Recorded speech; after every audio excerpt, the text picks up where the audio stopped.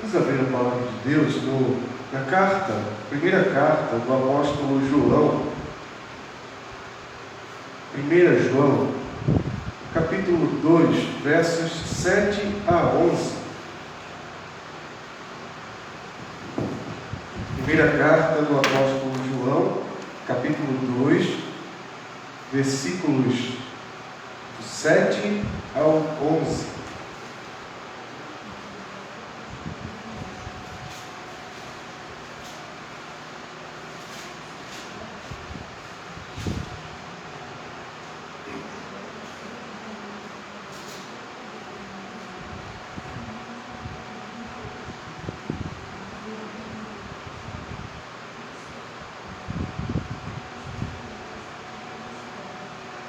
Eu vou fazer a leitura e peço que vocês acompanhem a palavra de Deus, que diz assim: Amados, não vos escrevo mandamento novo, senão mandamento antigo, o qual desde o princípio tivestes. Esse mandamento antigo é a palavra que ouvistes. Todavia, vos escrevo um novo mandamento, aquilo que é verdadeiro nele e em vós, porque as trevas se vão dissipando, e a verdadeira luz já brilha. Aquele que diz estar na luz e odeia a seu irmão, até agora está nas trevas. Aquele que ama seu irmão permanece na luz, e nele não há nenhum tropeço. Aquele, porém, que odeia a seu irmão está nas trevas, e anda nas trevas, e não sabe para onde vai, porque as trevas lhe cegaram os olhos. Senhor Deus, te damos graças pela tua palavra lida, e rogamos que pelo teu Espírito Santo, Senhor, fixe as tuas palavras em nosso coração, para que andemos na tua vontade, para que andemos na luz, para que permaneçamos na luz, Senhor. Em nome santo de Cristo, nós oramos. Amém. O tema do amor, que é tratado aqui neste capítulo e nestes versículos que nós acabamos de ler, é um dos mais importantes nas Escrituras. A gente acabou de ler também lá em Marcos, Jesus resumindo toda a lei de seu Pai em 2 mandamentos: amar e amar. Amar a Deus, amar ao próximo. Então, é de fato um dos assuntos, ou podemos dizer o assunto das Escrituras, porque o fato de estarmos aqui hoje, reunidos em nome de Cristo, envolve o amor dele por nós. Como na sua própria palavra é dito que ele nos amou primeiro. E por causa desse amor ele veio, ele se tornou um de nós, ele se tornou homem e se colocou em nosso lugar para morrer por causa do nosso pecado. Então, o tema do amor é um dos mais importantes nas Escrituras, e ele também é um dos mais importantes no pensamento humano. Seja no pensamento erudito, os grandes estudiosos de filosofia e de outros assuntos nessa área aí das ciências humanas, é um assunto muito debatido, muito discutido, seja no pensamento popular. Quando eu falo pensamento popular, eu estou falando da conversa do dia a dia. Eu estou falando de, por exemplo, programas de TV, programas de entrevista, programas de ficção. O amor é um tema muito discutido, muito falado, muito popular. Além de importante, o amor é um tema controverso também. Ele é muito controverso. Por causa do seu apelo emocional, muitas pessoas acabam por não entender as Escrituras e tratar a questão do amor, conforme, por exemplo, esse texto nos mostra, tratar a questão do amor como se uma pessoa que, por exemplo, tivesse boas atitudes para com o próximo, uma pessoa que seja prestativa, que seja assim, muito empenhada em caridade, em obras de caridade, ela, por causa disso, ela tem comunhão com Deus. É comum as pessoas afirmarem isso. Alguém pode até mesmo ser ateu, Mas se ele é uma boa pessoa no mundo, a forma de se referir, principalmente depois que morre, né? A forma de se referir é: fulano foi um homem bom. Fulana, olha, nunca vi uma mulher igual a ela. E por causa disso, entendem que Deus a colocará, com certeza Deus há de colocá-la num bom lugar. É uma expressão muito usada. Mas, como eu disse, isso é controverso. E esse texto vai mostrar isso para nós.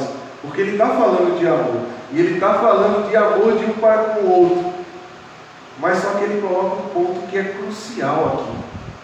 É que esse amor de uns para com os outros, ou esse amor de irmãos, é vivenciado justamente por aqueles que estão em Cristo Jesus, que creem, que professam fé genuína em Jesus Cristo.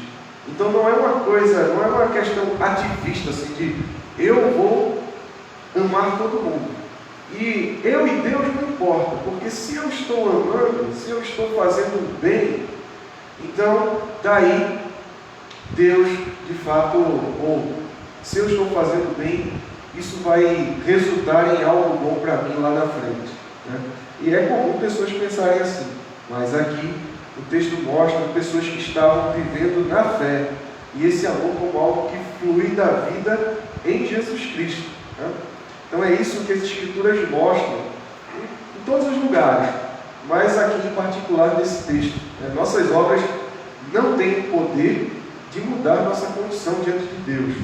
Eu vou fazer coisas para daí eu mudar o meu quadro, para ver se Deus olha para mim e Ele passa a se agradar de mim.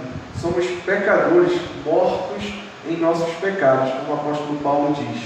Pecadores mortos em nossos pecados, a não ser que o Espírito de Deus, pela pregação da palavra, o Espírito que toca o nosso coração quando ouvimos o Evangelho, e a não ser que o Espírito de Deus nos quebrante e nos faça nascer de novo, nós vamos continuar mortos em nossos pecados, por melhores que possam parecer as nossas obras.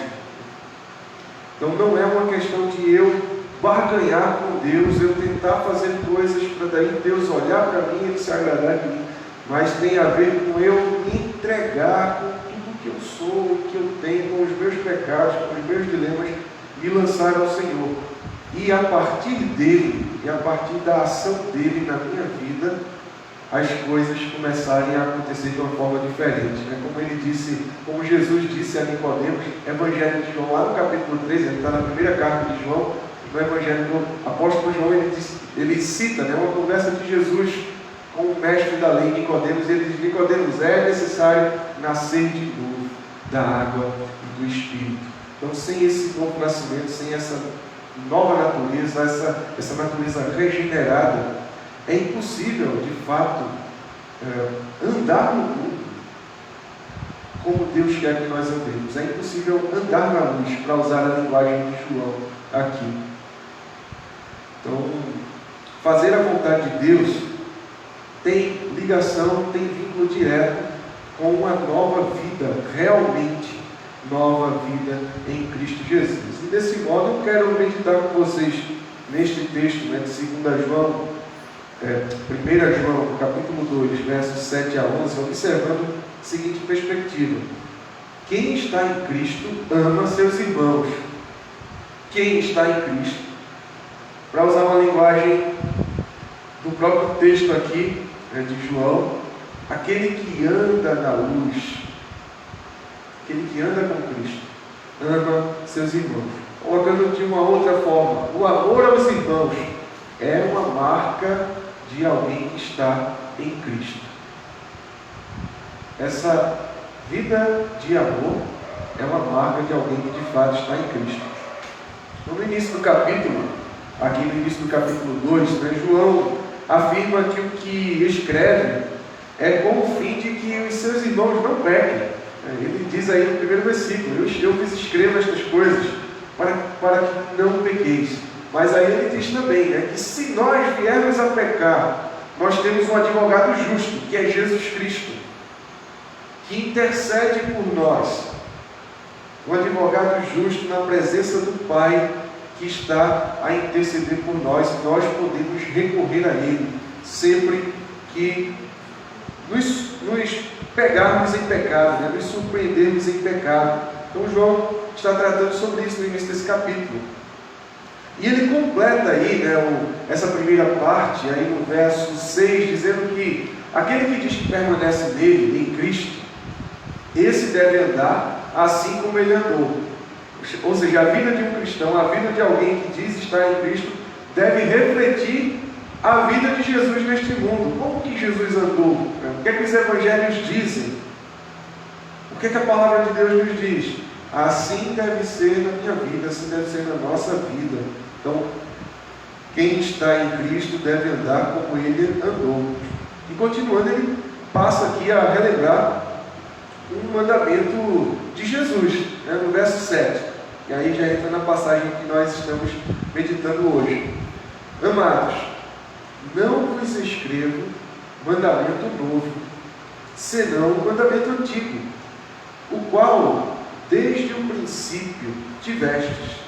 Este mandamento antigo é a palavra que ouvistes, né? Ele usa aqui uma expressão que aparece também lá no seu Evangelho, capítulo 13, no capítulo 15, essa questão de mandamento novo e mandamento antigo. João diz: eu não estou escrevendo um mandamento novo, eu vou falar algo a vocês agora. Na verdade ele já está falando e vai continuar, né? Porque ele vai trazer mais detalhes agora. E ele está dizendo: não é mandamento novo, é antigo. Vocês já têm, né, o qual desde o princípio tivestes. O princípio aqui, provavelmente ele está apontando para quando eles começaram a sua caminhada em Cristo, quando eles se arrependeram dos seus pecados, quando eles vieram a Cristo. Desde lá ao início, eles têm ouvido a palavra de Cristo. Então, o que João vai falar, ou o que João está a falar e vai continuar, e vai aprofundar, e vai prosseguir com mais detalhes, não é novo, porque eles já conhecem. E lá, como eu disse, lá no capítulo 13 do Evangelho de João, Jesus usa essa expressão de um novo mandamento que ele dá ali aos seus discípulos. E ele fala sobre eles amarem uns aos outros, assim como ele os amou. Assim como eu vos amei, que vos ameis uns aos outros. Está lá no capítulo 13, versos 34 e 35. Jesus Cristo fala sobre isso, né? Por que é novo? Por que amar uns aos outros é novo? Na verdade, a gente pode dizer, esse mandamento em si, ou o princípio do mandamento, não é novo. A gente vê Jesus dizendo, fazendo um resumo da lei. E esse resumo, inclusive, está na própria lei. Porque quando ele fala para amar a Deus de todo o coração, alma, de todas as forças, isso ele está citando o Deuteronômio, né? Que fala sobre isso no capítulo 6. E quando ele diz para amar o próximo como a si próprio, isso também aparece, essa mesma linguagem aparece lá em Levítico. Então, ele está pegando dois trechos da própria lei e está mostrando que esses trechos são um resumo de toda a lei, de toda a palavra de Deus. Por quê? Se a gente pegar, por exemplo, os 10 mandamentos. Os 10 mandamentos são os princípios morais que Deus estabeleceu para o seu povo. Se você pegar os 4 primeiros mandamentos, eles falam diretamente acerca da relação com Deus. Não ter outros deuses, a não ser o Senhor. Não adorar ao Senhor de uma forma que Ele não ordenou, quando Ele fala lá sobre a questão das imagens. Guardar o dia, não tomar o nome do Senhor em vão e guardar o dia do Senhor. Então fala diretamente da relação da pessoa com Deus. Aí a partir do 5, né, do mandamento, do 5º mandamento até o 10º, trata da relação com o próximo. Honra teu pai e tua mãe, não roube, não adultere, não mate, né? Não dê falso testemunho acerca de alguém, de ninguém, não dê falso testemunho. E não cobice o que é do próximo. Então, a gente tem já na palavra de Deus essa questão de como deve ser a nossa vida, o nosso trato com o Senhor e o nosso trato com o nosso próximo. E ele deve ser em amor. Quando Jesus diz que esses 2 mandamentos que ele cita resumem a lei, é porque na verdade, Se eu amo a Deus de todo o meu coração, de todo o entendimento, com todas as minhas forças, né, de toda a minha alma, de todo o meu entendimento, de todas as minhas forças, eu vou buscar todos os dias andar conforme o que Ele estabeleceu para ser. E o que Ele estabeleceu para ser vai envolver eu honrar a Sua palavra, tanto quando eu estou lidando diretamente com o Pai, como também quando eu estou lidando com o meu próximo.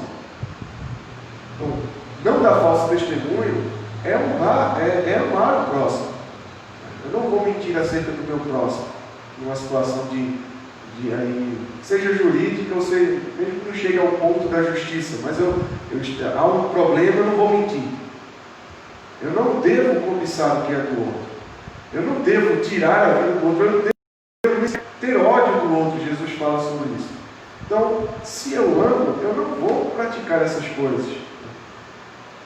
Então, nesse sentido, o mandamento já vem desde lá do Antigo Testamento, desde lá dos primórdios da revelação da palavra de Deus. Porém, Jesus ele aprofunda mais, ele traz alguns detalhes. Ao longo do Novo Testamento, dos Evangelhos, no Sermão da Montanha, Jesus, por exemplo, fala sobre amar os inimigos, amar aqueles que nos odeiam. Ele está aprofundando mais, ele está interpretando a lei e colocando ela assim, com todos os detalhes. E quando ele fala aos discípulos, naquele trecho que eu citei, diz, eu vos dou um novo mandamento, é que vos ameis uns aos outros, assim como eu vos amei. Então ele está... não é que antes não precisasse amar uns aos outros, mas agora ele está mostrando assim, de uma maneira mais íntima, essa importância, essa necessidade de os seus discípulos, de a sua igreja se amarem, viverem em amor. Colocando com novas palavras, colocando com uma nova ênfase. Então, nesse sentido é novo. E aí, o seu discípulo João recobra todas essas palavras de Jesus, né? Talvez ele não estivesse pensando especificamente sobre um aqui, mas ele está recobrando todos esses ensinamentos acerca do amor. Né? E aí ele diz, eu não vos escrevo mandamento novo, senão mandamento antigo, o qual desde o princípio tiveste. Este mandamento antigo é a palavra que ouviste, né? Aquilo que vocês ouviram, a pregação da palavra de Deus que vocês já ouviram.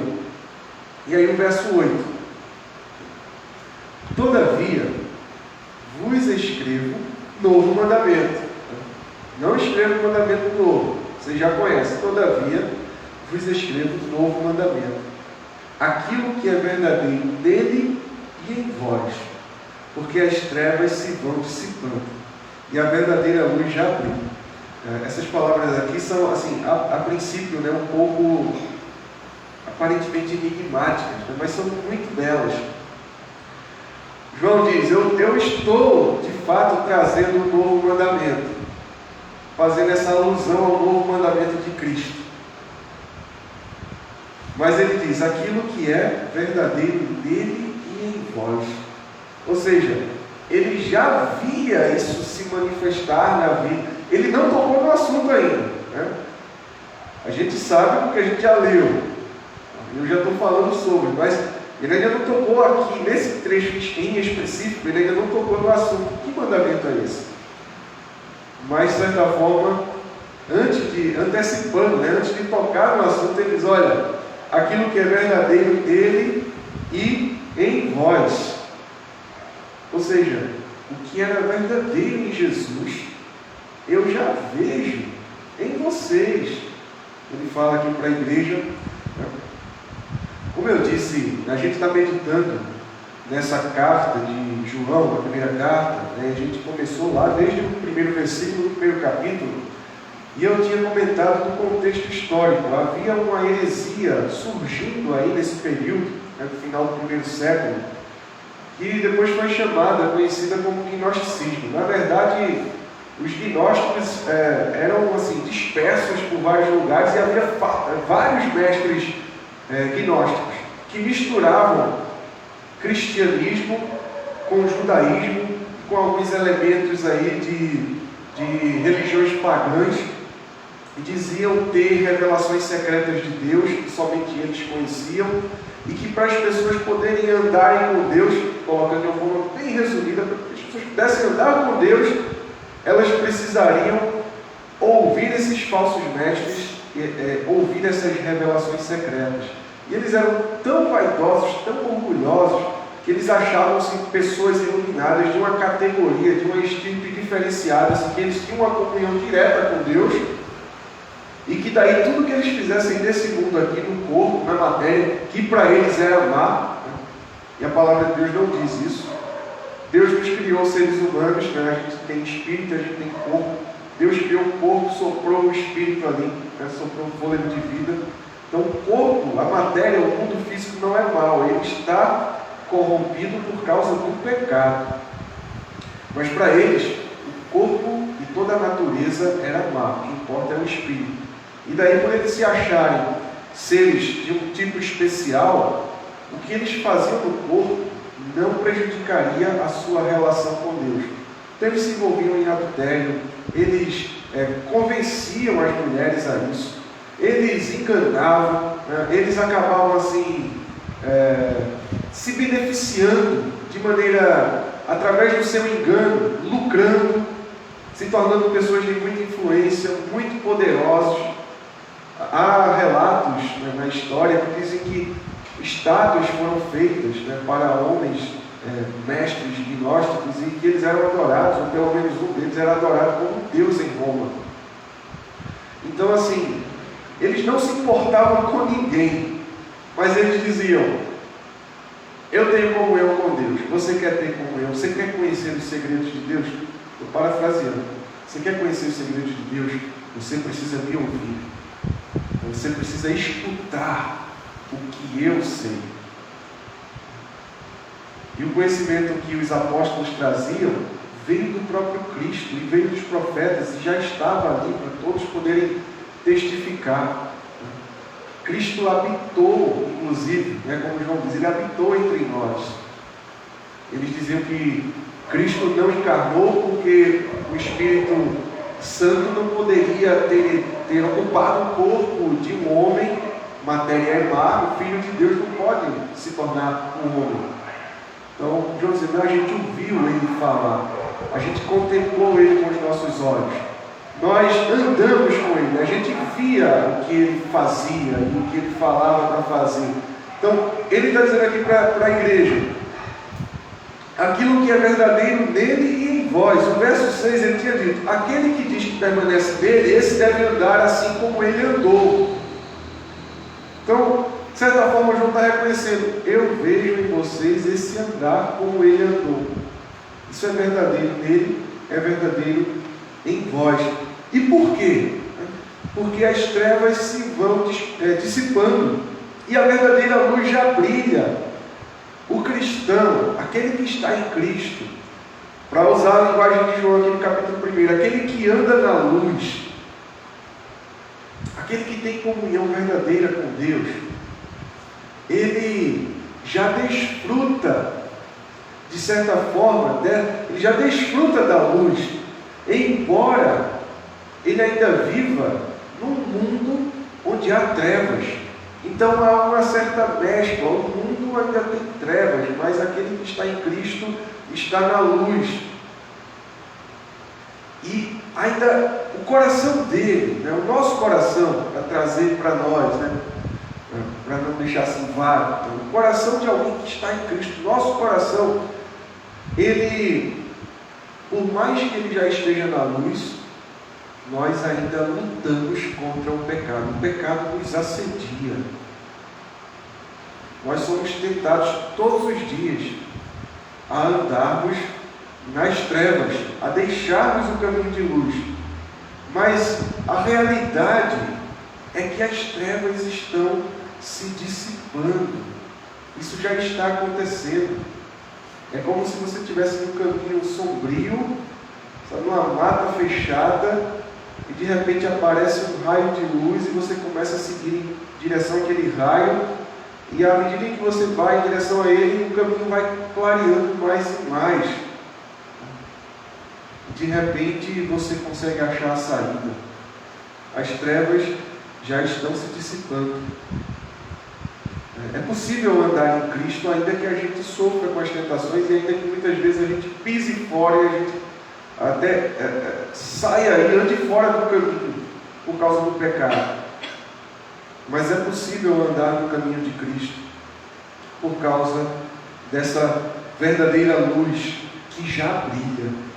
Ela brilhará com todo o seu fulgor, mas ela já brilha. Para colocar aqui de uma maneira assim mais descompactada, Jesus Cristo já veio ao mundo. Ele já anunciou o reino de Deus e ele já vivenciou na pele tudo aquilo que tinha sido profetizado na lei dos profetas para que ele fizesse. Ele já vivenciou, ele já cumpriu, ou seja, ele já sofreu, já morreu, já pagou pelos nossos pecados.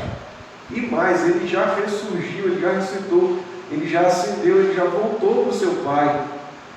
E ele está como advogado, como nosso intercessor à direita do seu Pai. Isso já se cumpriu, a luz já brilha. Os discípulos estão já na missão que foi dada a eles. Vão pelo mundo inteiro, ide pelo mundo inteiro e fazem discípulos. Batizamos em nome do Pai, do Filho e do Espírito Santo, ensinando-os a guardar tudo aquilo que eu vos tenho ordenado. Então a gente está nessa etapa, a luz já brilha. Só que ainda tem trevas que estão sendo dissipadas. Mas João já vê essa vida verdadeira em Cristo sendo manifestada pelos seus discípulos. Esse novo mandamento já está sendo vivenciado. Só que ele quer enfatizar. Por quê? Porque existem os falsos mestres, existiam cristãos tentados a andar nesses falsos ensinos, porque esses falsos mestres saíram do meio da igreja. A grande maioria saiu de dentro da própria igreja. Então, havia muita gente sendo tentada, e ele está mostrando aqui como é, de fato, a verdadeira vida em Cristo e a vida falsa. Verso 9. Aquele que diz estar na luz e odeia seu irmão, até agora está nas trevas. Gente, presta atenção, como se ele estivesse alertando. Olha, se vocês estão escutando alguém por aí dizendo assim, eu estou na luz, você quer ser iluminado? Me escute, ande comigo. Mas ele não ama seu irmão. E amar aqui envolve prática, né? A atitude prática, a carta na sequência, ela vai mostrar isso.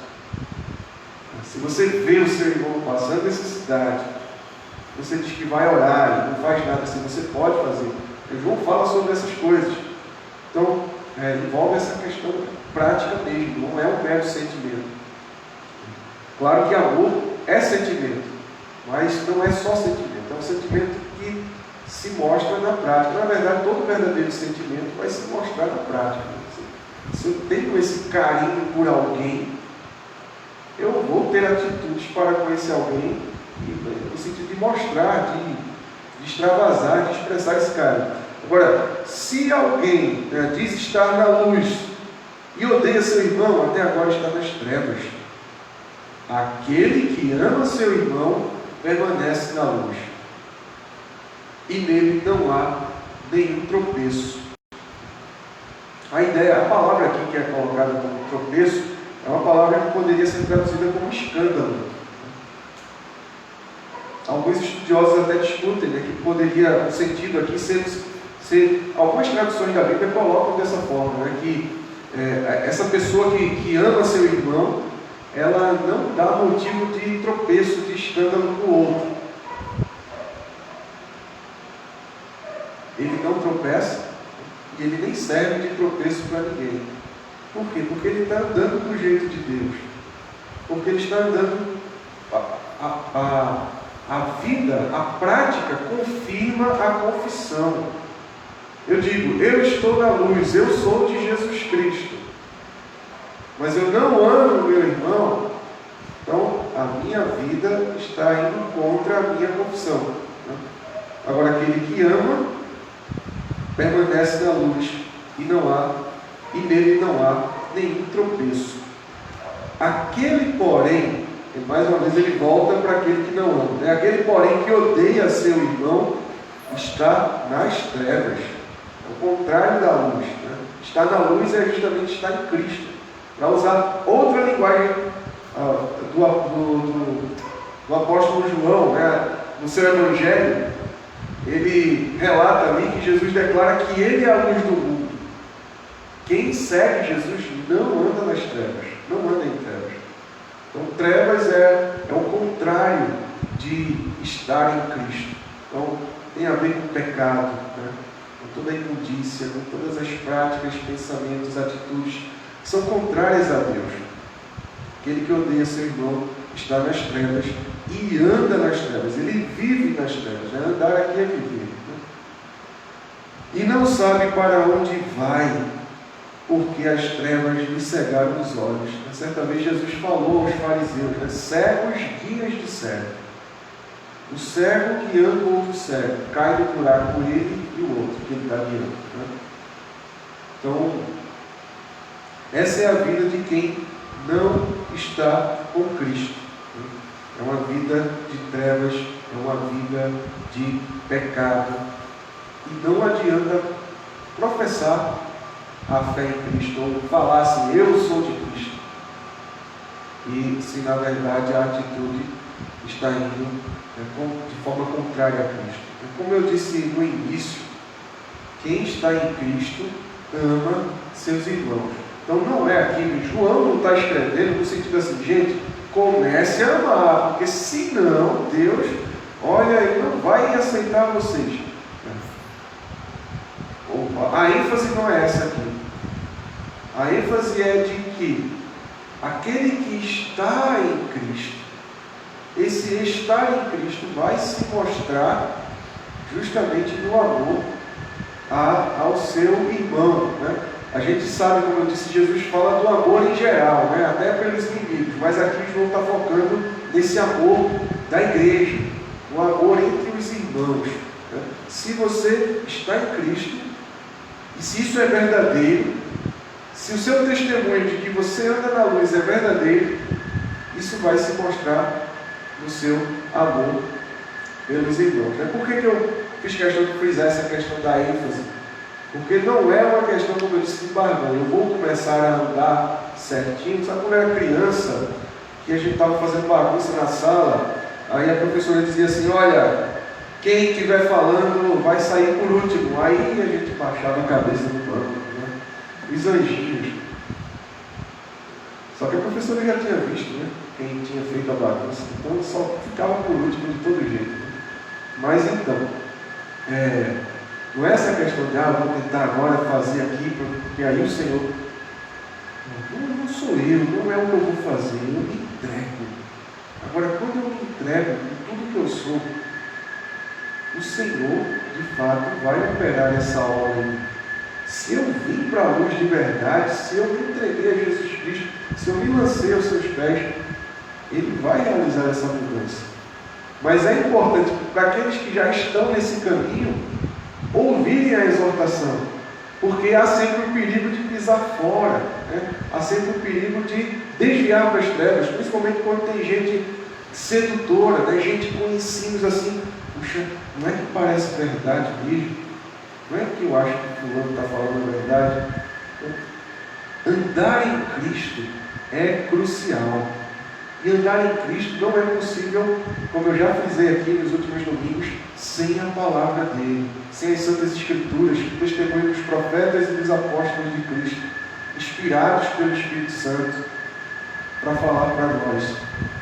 Como que eu posso ter certeza do que Cristo quer, se eu não for a palavra? Como eu posso discernir o falso ensino, se eu não for a palavra? Mas isso já é um assunto mais para frente, João vai tratar disso. Mas então é isso, irmãos. Quem está em Cristo ama seus irmãos. O amor é uma marca verdadeira de alguém que está em Cristo. Né? Alguém que professa fé, essa profissão de fé se mostra no amor. Que o Senhor nos abençoe. Nós vamos passar agora o momento da ceia do Senhor.